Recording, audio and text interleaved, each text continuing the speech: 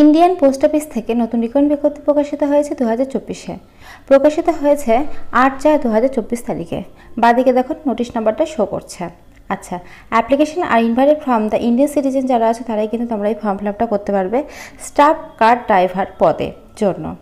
আচ্ছা, এখানে তোমাদের পে স্কেলে দেওয়া হবে, পে স্কেল 2 অনুসারে তোমাদের দেওয়া হবে স্যালারিটা, যেখানে তোমাদের 19,900 টাকা থেকে 63,200 টাকা পর্যন্ত তোমাদের স্যালারিটা দেওয়া হবে।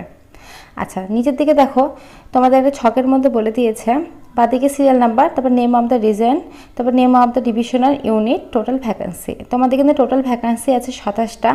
এখানে দেখো ফার্স্টে বলে দিয়েছে এনকে রিজনের মধ্যে যেসব জায়গায় তোমাদের ভ্যাকেন্সিটা আছে সেই সব জায়গায় কিন্তু বলে দিয়েছে। নিচের দিকে দেখো তারপরে বিজিএইচকিউ রিজনের মধ্যে যেসব জায়গা পড়ছে সেখানে কিন্তু ভ্যাকেন্সিটা বলে দিয়েছে। এসকে রিজনের মধ্যে যেসব জায়গা পড়ছে সেই সব জায়গার মধ্যে কিন্তু তোমাদের ভ্যাকেন্সিটা বলে দিয়েছে। টোটাল কিন্তু 27টা শূন্যপদ রয়েছে। আর নিচের দিকে দেখো ক্যাটাগরি ওয়াইজ কিন্তু তোমাদের ভাগ ভাগ করা আছে যে তোমরা এসটি এসসি ওবিসি কত ভ্যাকেন্সি পাবে, এখানে কিন্তু সবটা সুন্দরভাবে মেনশন করা আছে।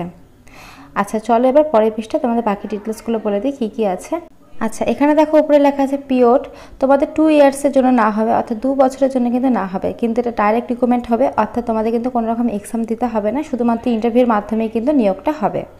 আচ্ছা, এজ লিমিট বলেছে 18 থেকে 27-এর মধ্যে তোমাদের বয়সটা হতে হবে।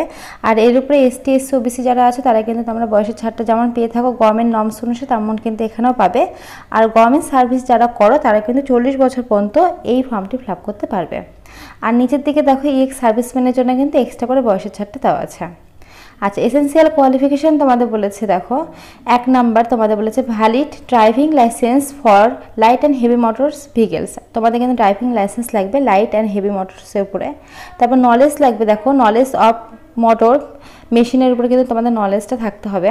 এক্সপিরিয়েন্স থাকতে হবে লাইট অ্যান্ড হেভি মোটরস তোমাদের চালানোর জন্য, মানে চালানোর এক্সপিরিয়েন্স কিন্তু তোমাদের থাকতে হবে।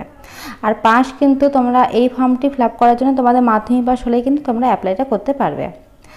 আর দেখো নিচের দিকে বলেছে disable qualification 3 year service as home guard এবং সিভিল ভলেন্টিয়ার। তোমরা যারা হোমগার্ডে চাকরি করো বা সিভিল ভলেন্টিয়ার আছো তারা কিন্তু তোমরা অগ্রাধিকার পাবে।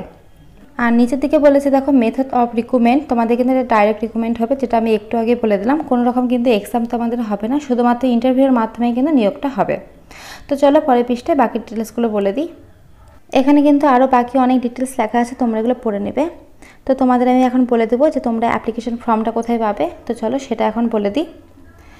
নিচের দিকে দেখো www.indianpost.gov.in এই যে ওয়েবসাইটে দেখতে পাচ্ছ, এই ওয়েবসাইটের মাধ্যমে তোমাদের একটা ফর্ম ডাউনলোড করতে হবে, যেটা লিঙ্ক আমি ডেসক্রিপশনে দিয়ে রাখবো। তো সেই ফর্মটা ডাউনলোড করে তোমাদের ফর্মটা ফিল আপ করে, আর এখানে দেখো অ্যাপ্লিকেশন ফর্মটা তোমাদের কী কী ডকুমেন্টস লাগবে সবটা এখানে মেনশন করা আছে নিচের দিকে।